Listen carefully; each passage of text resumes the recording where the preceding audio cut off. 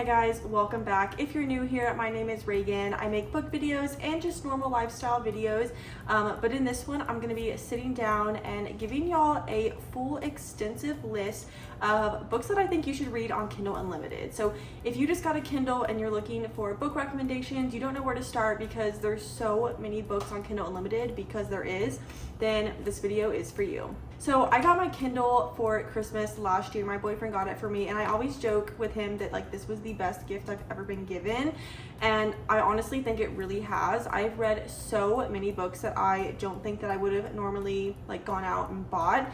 I think I've read close to 40 books on here, which is insane considering that Kindle Unlimited is $11.99 a month, but when you sign up, you do get 3 months free, which is insane to me because you could literally sign up and then cancel and read so many books. I do like a mixture of reading on here and paperback, so I definitely could utilize this more, but I think that for how many books you can read for free, which I may refer to that in this video just because the books are free when you have Kindle Unlimited, but you do have to pay for Kindle Unlimited monthly. But I just think the deal is so good, it's unbelievable. So I have a full list of books that I'm going to be recommending to y'all. I'm going to tell you really quickly in probably a sentence or two what the book or series is about, because if I go into too much detail for each book, I'll be here all day. But oh my gosh, my dog literally just almost stepped on my MacBook. I have a list on here. I've been researching and collecting for the last few days, seeing which books that I've read are still in Kindle Unlimited, because keep in mind I am posting this in August of 2024. I don't think that they like circle out books very frequently, so just keep that in mind. But I'm gonna be going through this and letting y'all know I have romance, fantasy, and thriller, which is 33 books. So we're gonna go through these pretty quickly, and yeah, let's just get right into it because I've been rambling for way too long. So we're gonna start with romance. I do just want to say really quickly that a lot of these books, like for example, whenever I get to the fantasy section, a lot of these fantasy books are also considered romance, so they may overlap in the genres, but I'm going to start with like strictly romance just because I feel like romance is like the most popular genre of books that people want to read. So we're going to start with romance. The first series that I will recommend to anyone or anyone that likes books with spice is the Addicted series. This is like the best series I've personally ever read. There's 10 books. I'm gonna put a picture up on the screen because I don't want to say all of them. And it's also mixed in with it's the Addicted Calloway Sisters series. So Lily and Lo are the main characters, but as the books go on, you do kind of like branch off into some of the books into the siblings of Lily and Lo. And it is just a whole world of like this giant family, and they're millionaires because Lily comes from a really rich family and so does Lo. One is like a soda company and one is like a baby product company. And so you're just following them and their whole family around. And it is such a sad series towards the end because you really feel after reading 10 books that you've watched these people grow up. I will say that this is like the spiciest series I have ever read in my whole life. This series has so much spice in it, so keep that in mind, please, because if you don't like spice, I don't think you're going to enjoy this series at all. The next one is Yours Truly by Abby Jimenez. Abby Jimenez has gotten really popular. I feel like in the last few years, she's come out with so many books. I would arguably say that Yours Truly is one of the most popular. It got really popular because one of the characters struggles with anxiety in the book, and I think it was really nice for a lot of people to read about a character with such raw emotions and just him talking about stuff that happens in real life every day. I feel like you don't get that in a lot of books, and so a lot of people fell in love with this, as did I. It was such a good book. It was sad. It was just so good. I love reading. It just hit close to home. And I'll just leave that there. The next one is the Chestnut Springs series. So I have not personally read this series. I forgot to mention that the books I'm going to be talking about, I have read like 95% of them, but some of them I have not gotten to yet, but I've heard that they're amazing. And from all the YouTubers I watch and from Goodreads, like the ratings, you can tell that it is an amazing series. So yeah, there's about 5% of these books that I have not read, but I'm still going to tell you about them and like stuff like that. So the Chestnut Springs series is a 5-book series. This series is a small town romance, and the girl and the guy end up falling in love. I don't know too much about the series, but I know that overall this is a very loved series. Go look it up on Goodreads if you want to read like a full synopsis of it. The next one is The Bodyguard by Catherine Sinner. This book has an interesting concept. So this is about a girl who is a bodyguard for a male actor, and she works for like an agency. Like she's a bodyguard, she gets hired for like to guard people. But obviously that's interesting because normally it's guys that are bodyguards. When you think of bodyguards, you don't think of girls. But this famous guy celebrity, he's an actor, he comes to town and she gets hired to be his bodyguard. And they end up falling in love, and it's just a really cute, different concept than a lot of books. So I'd really recommend this. I don't think there's much spice in this book, if at all. We're gonna move on to fantasy. I have a lot of fantasy books, and for good reason. Fantasy is an amazing genre. So we're gonna start out with Divine Rivals and Ruthless Vows. This is a duology, and this series is, I was surprised when I read this because it didn't have as much of a fantasy aspect as I thought it would. So there are these two gods in this world that are fighting. They've been at war for, I don't even know how long, a long time. And in the world, it's just like the civilians, you know, there is a girl and a guy, and they both work at rival newspaper companies.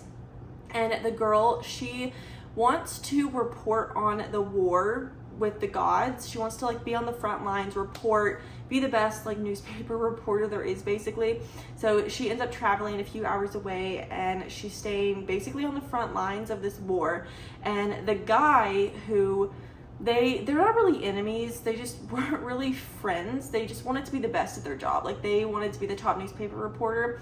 But he follows her there, and it's interesting because it kind of gives off a historical sort of feeling, considering it's like war. I just realized that I didn't even talk about the main part of these books, like what makes them fantasy. So the girl and the guy, they have magical typewriters, and so after they like write on the typewriter and they slip the note under the door, it gets sent off to the other person, and they can write back and forth no matter where they are, which is so cool. Like I wish I had a magical typewriter to where I could just put it under the door and it would go to whoever else had the magical typewriter. I think that's the coolest thing ever. But that's what makes it like a little bit fantasy. It's just not the whole book is fantasy, if that makes sense. The next one is The Cruel Prince and the Wicked King. These are the first two books in a, I think it's technically a trilogy, but I think there is like one or two other books that that are in the same world. But the Cruel Prince and the Wicked King takes place in the Fae world. In The Cruel Prince, it starts out with these two girls. They are completely mortal. They live in the mortal world. And this is literally in the first chapter, so this isn't a spoiler, but this guy shows up at their house, kills their parents, and takes them to the Fae world. And the books are just about them growing up there and how they don't fit in. No one likes them because they're so different. They're not Fae.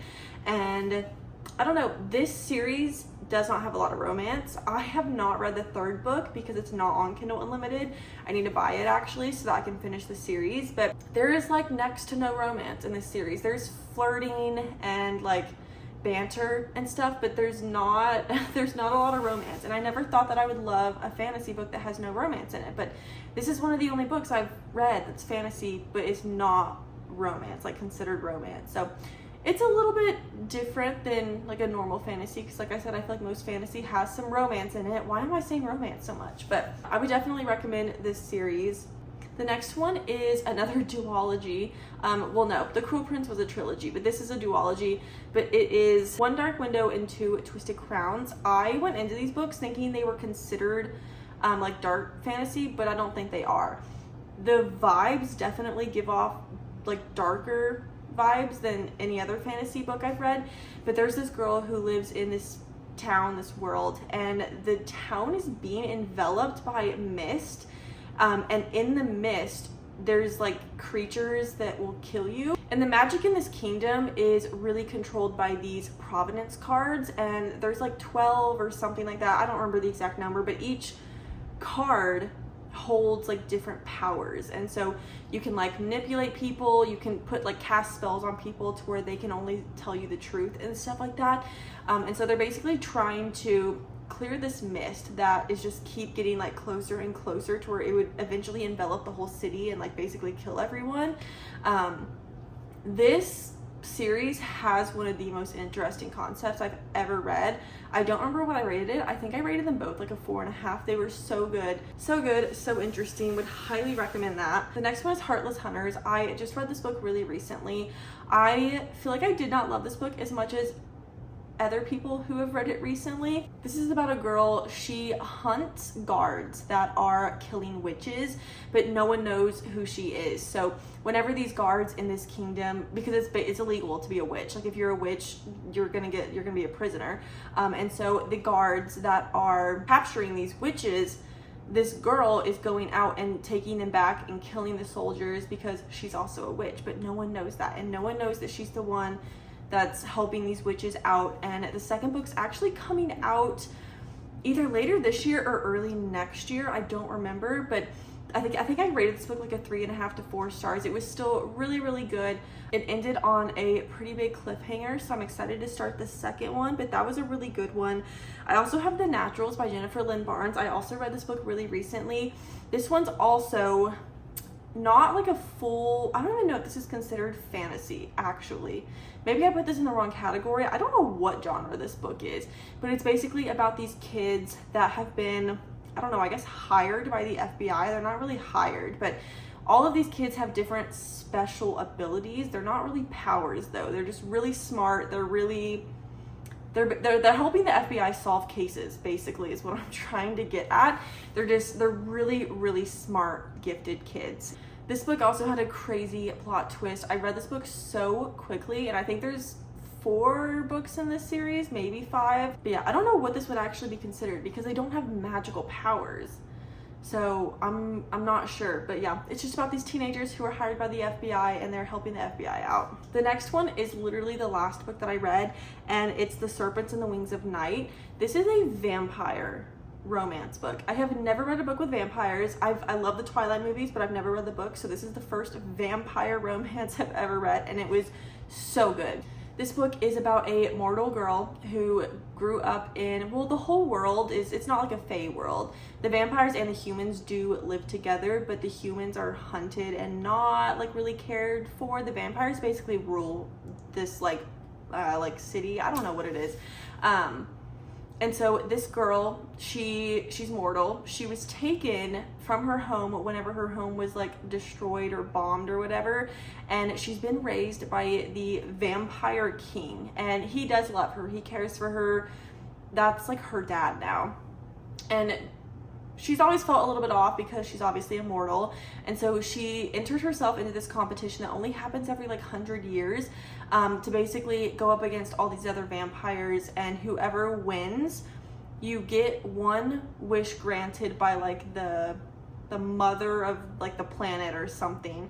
And I think she's the only mortal person in it, like the only human. I could be wrong about that, but it's mostly vampires. So she's in this whole thing. It's kind of like the Hunger Games, but she's going up against vampires. And it was really interesting. She becomes friends with this vampire guy and they hit it off, and it's just so good. Okay, we're moving on to thriller, which is the last genre we're gonna talk about. So the first ones I want to talk about, I'm so out of breath right now. The first ones I want to talk about are every book by Freida McFadden. I don't know what Freida McFadden did to get every single one of her books. I don't know if it's actually every single book, but she has like 15 of her books on Kindle Unlimited. I have probably read like 6 of them. So some of them, for example, are The Housemaid, Never Lie, The Inmate, The Teacher, The Locked Door, Ward D. I do think that Freida McFadden books are like an entry level thriller. Some of them, I won't lie, are kind of cheesy. The Housemaid was really good. That's the first one I read by her, and I think it's probably the most popular. But yeah, some of them are a little bit cheesy, but they're really quick to read. I mean, I could probably read one of her books in like one day. So I would definitely recommend any single one of her books. I know a lot of people love them, and they're just really easy to get into. So the next 2 thrillers I have not read, but I've wanted to read. They've been on my TBR for like 2 years now, honestly. So the first one is Local Woman Missing by Mary Kubica. I just realized I have not been saying the authors for any of these books. So that's just great. The first one is Local Woman Missing, and this is about these women. There's 2 women and I think a young girl who go missing in the same town, and like 10 years later the young girl shows up again. And so it's basically just about trying to figure out what happened, where she went, why is she back. And yeah, I've wanted to read this one for a long time. It has really good ratings on Goodreads. The next one is Rock, Paper, Scissors. Again, I've wanted to read this for a really long time. This is about a married couple who go to Scotland to try to basically fix their marriage. They've had a rocky path for a while, but while they're in Scotland, everything goes wrong. I think this would be a really fun read, especially since fall is coming up. I thought I had more books, but that is literally everything on here. I really hope that you guys enjoyed this video. That was 33 books for you to read that I recommend. Keep in mind, there are so many books on Kindle Unlimited. These are just my recommendations, books that I've mostly read. Yes, there were a few I haven't, but I know they're popular and I know that a lot of people love them. But there are so many books on there. Honestly, go on Kindle Unlimited and just scroll. There are so many. They have a section that says like books that we think that you would like. Once you start reading on Kindle Unlimited, they'll start recommending books in, like the algorithm will recommend books that are like your past reads, if that makes sense. But there's so many, and I genuinely think Kindle Unlimited is one of the best subscriptions I have. It is crazy how many books you get to read for free once you have the subscription, and it's such a cheap amount. Like $11.99, if that is correct, it's insane. So I hope that you guys enjoyed this video. Let me know down below if you have read any of the books that I mentioned in this video. Let me know if you liked them. Again, these are personal recommendations. Not everyone likes the same books, but also let me know if you have any other books that you would recommend that I did not talk about. It may help some other people out who are looking for more recommendations. But yeah, I hope that you guys enjoyed this video. Make sure to like and subscribe if you have not already. I love you guys so much, and I'll see you in the next video.